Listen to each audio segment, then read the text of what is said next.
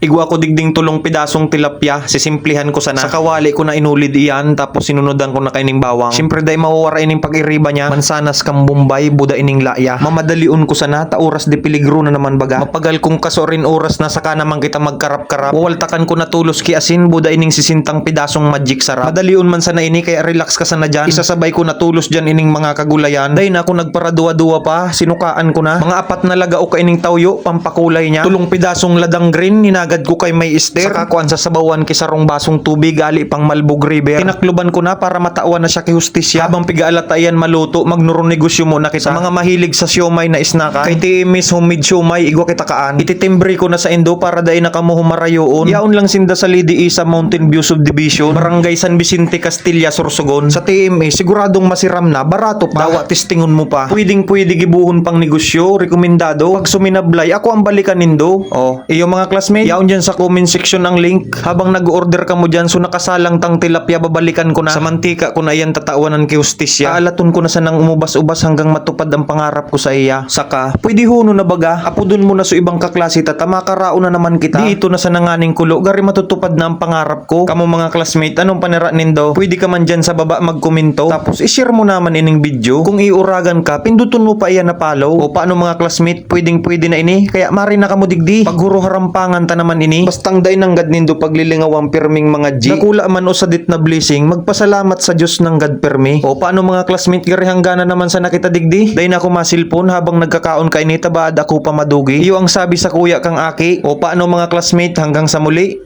Magkaraon tabi.